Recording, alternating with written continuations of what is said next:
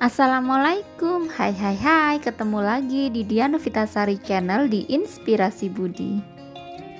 Hari ini kita belajar materi yang terakhir untuk tema 1, yaitu subtema 4 pembelajaran 6. Sebelum belajar silahkan berdoa dan jangan lupa subscribe, like, share, and komennya. Terima kasih.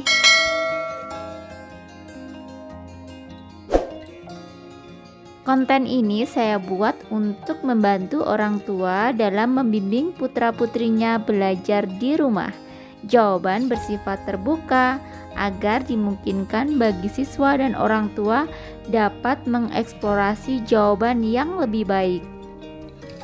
Buka buku tema 1 kelas 2 subtema 4 pembelajaran 6 halaman 175. Ketika menolak permintaan orang lain, kita harus mengucapkannya dengan sopan. Kerukunan akan terjaga bila kita bertutur kata dengan baik. Pernahkah kamu mendengarkan dongeng tentang menolak permintaan seseorang? Sudah pernah belum? Kalau belum, mari kita simak dongeng di bawah ini. Ayo mengamati, simaklah dongeng di bawah ini dengan cermat. Judulnya Kisah JJ si Jerapah. Ibu juga sudah membuatkan videonya ya. Video kisah JJ si Jerapah.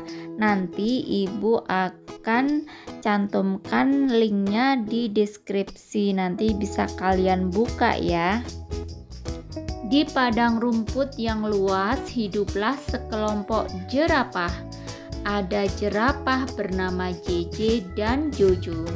JJ bersifat sombong karena merasa tubuhnya paling tinggi. Jojo bersifat baik hati, tubuhnya tidak terlalu tinggi.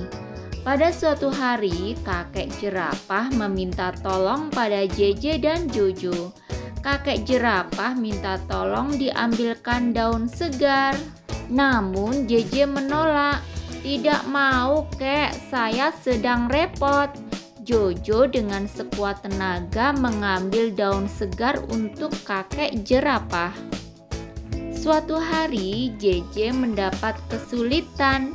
JJ jatuh, kakinya terjepit bebatuan. Teman-teman hewan lain tidak tega melihat JJ kesulitan. Mereka menolong JJ. Akhirnya JJ sadar bahwa saling menolong antar teman itu penting. Bawahnya, ayo menulis apa saja yang ingin kamu ketahui tentang dongeng di atas. Tuliskan pertanyaan tentang dongeng yang telah kamu dengar. Tuliskan pada kartu pertanyaan yang kamu buat. Tukarkan kartu dengan teman di sampingmu. Lalu jawablah kartu pertanyaan temanmu. Misalnya seperti ini ya. Nomor 1, siapa saja tokoh jerapah pada dongeng di atas? Nomor 2, bagaimana karakter JJ?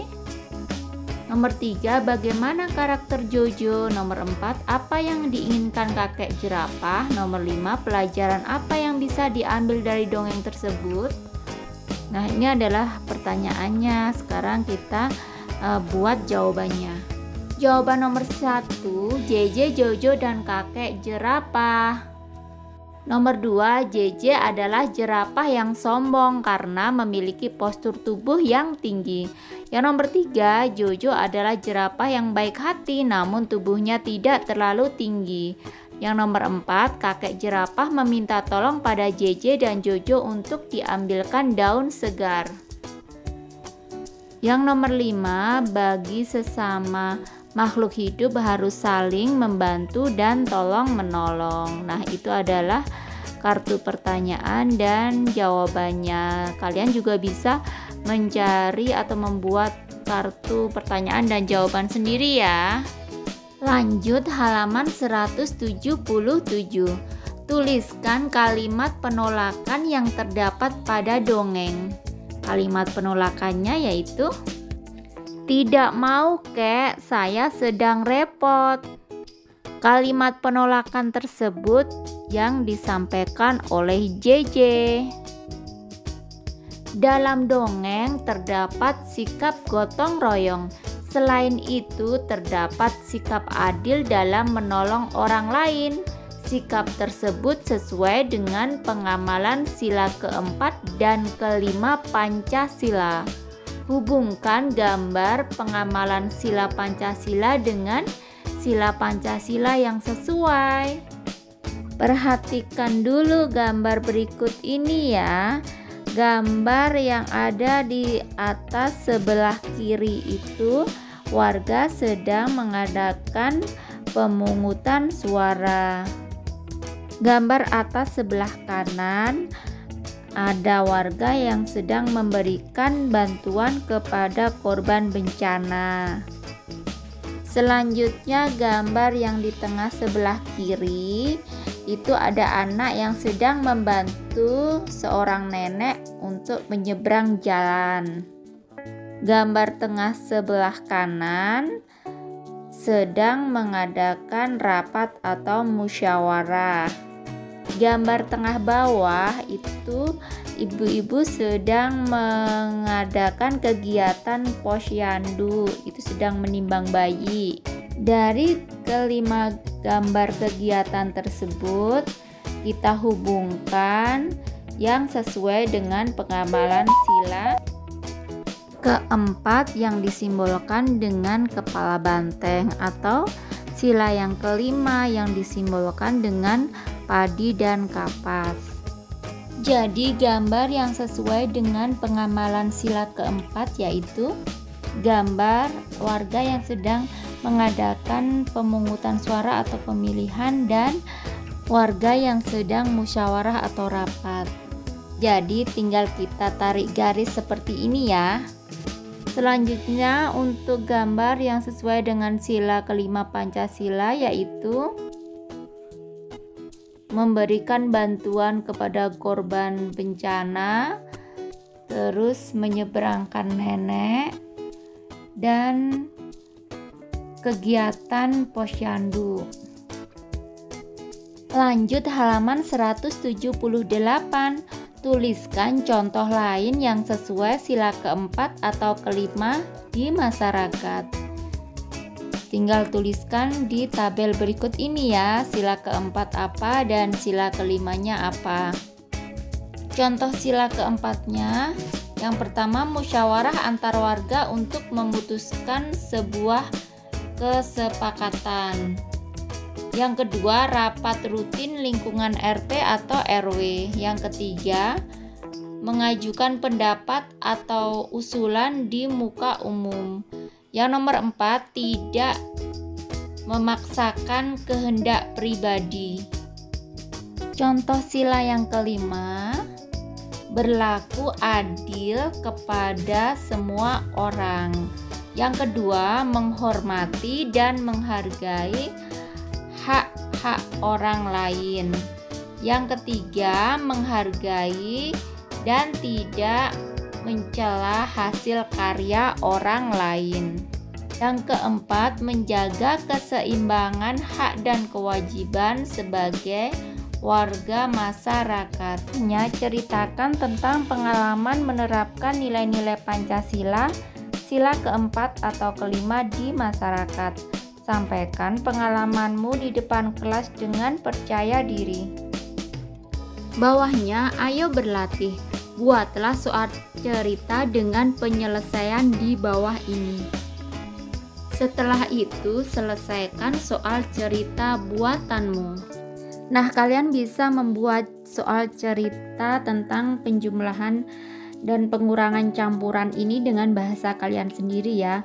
Berikut ini akan Ibu berikan contohnya. 193 ditambah 117 dikurangi 200. Soal ceritanya, Ibu pergi ke pasar membeli telur ayam sebanyak 193 butir untuk keperluan pengajian. Kemudian ibu menambah lagi sebanyak 117 butir. Setelah diolah, ternyata telur yang akan disajikan sesuai undangan yaitu 200 butir. Berapakah sisa telur olahan ibu? Cara menghitungnya 193 ditambah 117 dikurangi 200. Hasilnya 110. Jadi sisa telur olahan ibu berjumlah 110 butir. Soal sebelahnya 256 ditambah 244 dikurangi 359. Soal ceritanya seperti ini ya. Paman membeli kertas folio sebanyak 256 lembar. Sampai di rumah ternyata bibi sudah membelikan sebanyak 244 lembar. Paman akan mencetak undangan sebanyak 359 lembar dengan kertas tadi. Berapakah sisa kertas milik paman? Cara menghitungnya 256 ditambah 244 dikurangi 359. Hasilnya adalah 141. Jadi sisa kertas milik paman adalah 141 lembar kertas.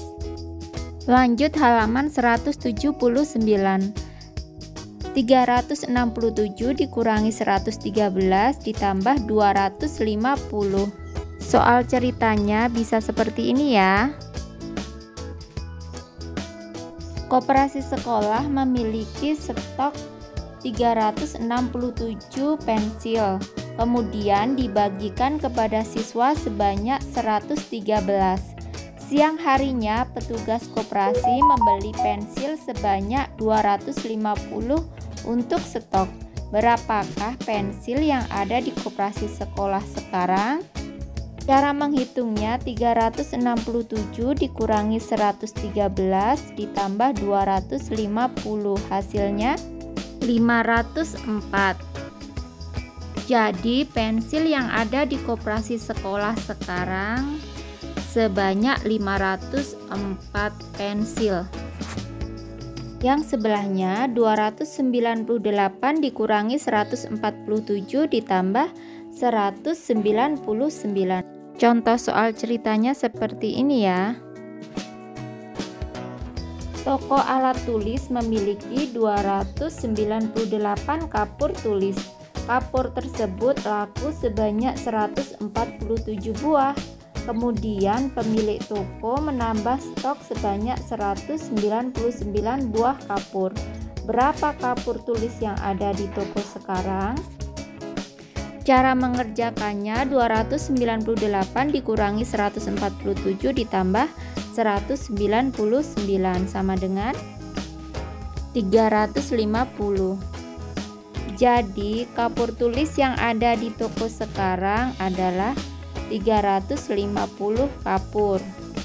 Kegiatan bersama orang tua, siswa mencari gambar yang sesuai dengan pengamalan sila keempat atau kelima di masyarakat, lalu menempelkan gambar di buku.